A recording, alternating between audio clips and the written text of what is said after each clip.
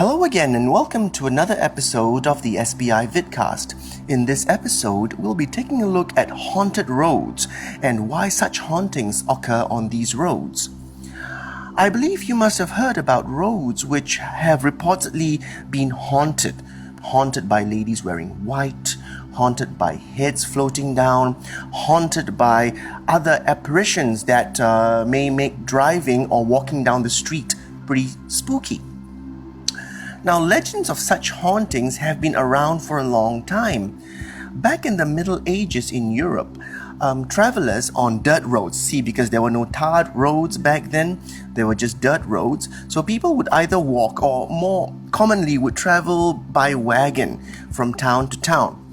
And one of the things they would fear is seeing a headless horseman. Some guy on a horse riding down with no head, or he'd be carrying his own head. Another thing they would fear is seeing will-o'-the-wisps, which is green-colored fog or mists by the side of the road.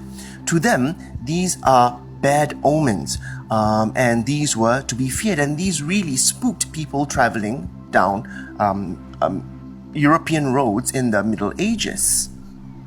Now, even in modern-day Europe, there is this particular bridge called Overtoun Bridge in Scotland, which is pretty spooky.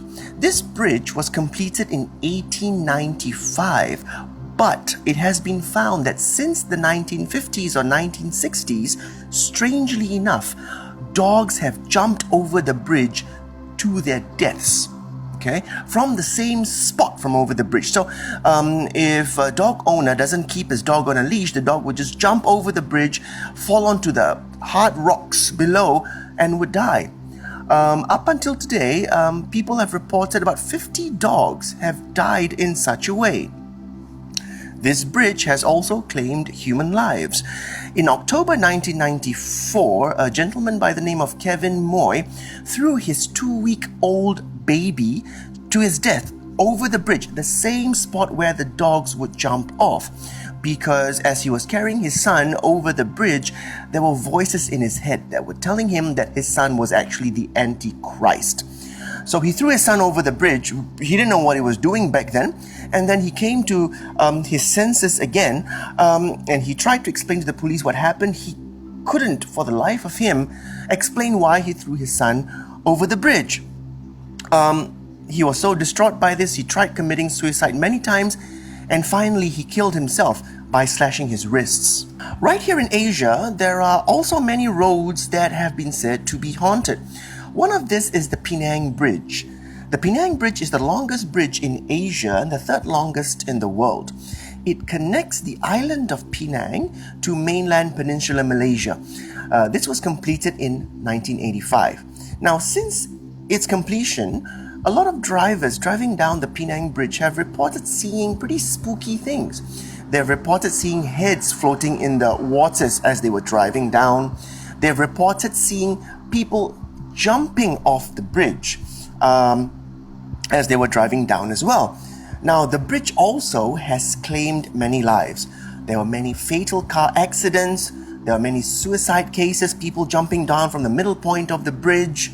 All right. Now, this next picture is a submission from one of our friends in Penang. He goes by the name of Achilles. His friend's uncle got into a terrible fatal accident, died on impact. Okay. Now, a bystander took this picture of the uncle's car. Now, if you take a look closely in the car, behind the driver's steering wheel, you can actually make out a smiling female face. Now, it takes a lot of metaphysical energy to appear in such a visual form in broad daylight. Look, it's in the daytime. If an apparition or an entity can actually appear in such a way, it is very resource heavy, and it shows that there is a very strong paranormal presence on the bridge. Another infamous haunted road in Malaysia is the Karak Highway. This was opened to the public in 1977 and it connects Kuala Lumpur to Karak in Pahang. It's about 60 kilometers in length. Drivers today driving down Karak Highway report seeing various paranormal activities. Sometimes they say they see a lady sitting in the back seat when there is actually no one there. They've also seen people walking down the highway. They've seen a schoolboy walking down the highway. What is a schoolboy doing walking down that highway, right? Now here in Singapore, there are some roads which drivers don't dare to go down at night and pedestrians don't dare walk down at night. One of these roads is Tanglin Road. Here we're going to show you some footage of Tanglin Road during the daytime, interspersed with pictures of it during the nighttime. In the daytime, you can already see that it is pretty dark and it has a Silent Hill feel to it. It's kind of slightly foggy, it's dark, and it has a very creepy feeling to it. At night, well, it looks even worse. Tanglin Road is actually at the start of Orchard Road. Not many people knows about this place, but there is stories like apparition, which was shared to me by one of a friend. She says that another friend of hers was going back home at midnight, and he was at the bus stop. When he was at the bus stop, he saw a lady in white, and he was there for, I think he was waiting for a ride or something. My friend was not very clear on that. So he was there for an hour chit-chatting with another friend. After an hour, he looked back at the opposite of him where the lady in white was.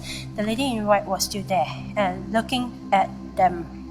Okay, Tanglin Road itself, there is a very bright side and there is a very Silent Hill feel type of road. If you walk here at night, if you walk that road at night, you will feel that it's kind of creepy, it's kind of dark. Okay, in the morning, you won't really feel it. It's like something pressing gently on your shoulder. But at night, you feel very claustrophobic. You feel that suddenly you feel very packed and very squeezed. That feeling is different from what we have experienced. At night, it is tenfold.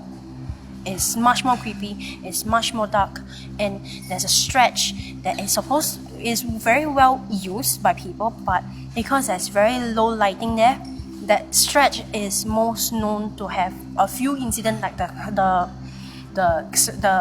my friend's story. And there's another story that my friend shared with me, was that there was a PRC cleaner was going back home. She saw something on that stretch of road we went to, and she saw something. She refused to tell anyone. The next day she quit. Another haunted road in Singapore, according to many drivers, is Old Upper Thomson Road leading towards Upper Pierce Reservoir. Now, this road is nicknamed as the Devil's Bend because there's a very sharp bend there which has claimed many lives. Some drivers have claimed to see mysterious white figures floating among the trees. So now let's analyze what causes roads to be haunted. The first reason, the more obvious one, is that the more deaths that occur on the roads, the more haunted the roads will be. The reason for this is that when people are traveling on roads, they don't really want to be on the road. It's not their terminal destination. They're traveling from point A to point B, and they want to be at point B. They're traveling home to their families, or traveling to work, or they're traveling to school, or traveling home for the holidays, or something like that. So when they meet with an untimely demise on the roads, their energies will be stuck there. All right, in the minds of their souls, they need to get to point B, but they will never get there because they passed away on the road. So therefore, these energies will be stuck there on the roads, and these energies will continue to be on the roads because there is no way they're getting to point B already. Okay, so that's the most obvious one. The second reason is that roads which are improperly constructed could offend the elementals which are already there. the elementals, or they could actually trespass into alternative dimensions. All right, what do I mean by improper construction? Okay, in many parts of Southeast Asia, rites have to be said, prayers have to be offered before houses or bridges are built. Okay, in many parts of Indochina and some parts of Malaysia where Indo-Chinese culture has seeped in, they would actually put gold leaves underneath the structural pillars of houses and bridges so that these houses and bridges would be blessed by the elementals as they are building, and when people walk on these bridges and people live in these houses, right? You see, because when roads are built, these roads are cutting through sometimes virgin forests. They are cutting through places which where no human previously had gone. Elementals such as jinn might have resided in those areas where they're cutting through. So improper construction without saying prayers, without giving offerings, might incur the wrath of these jinns. These are elementals, right? Aside from elementals, there are also people in the alternative dimensions, okay? In many parts of Malaysia, Indonesia, Brunei, and Singapore, there is the belief that there is an alternative dimension resided by people known as Orang Bunian or Bunian people. These people reportedly are of a higher level of civilization than humans, and wormholes can exist whereby they can come into our dimension and we can also go into their dimension. If you recall, Orang Bunian was mentioned in our Vidcast on the German Girl Shrine. So please watch that video to have another story about the Orang Bunian. But also, more pertinently to this particular Vidcast right here, roads which are improperly constructed might create a wormhole into that alternative dimension. And once people go in there, once they trespass into Bunian territory, the Bunian people might not be happy with roads going into their territory, and people might get lost. People might see things, or people might die because they might collide with the constructed buildings that are present in the alternative dimension. All right. So thank you very much for watching this episode of the SPI Vidcast. Until next time, remember, think scientifically but look beyond science. I'll see you again next time. Bye-bye.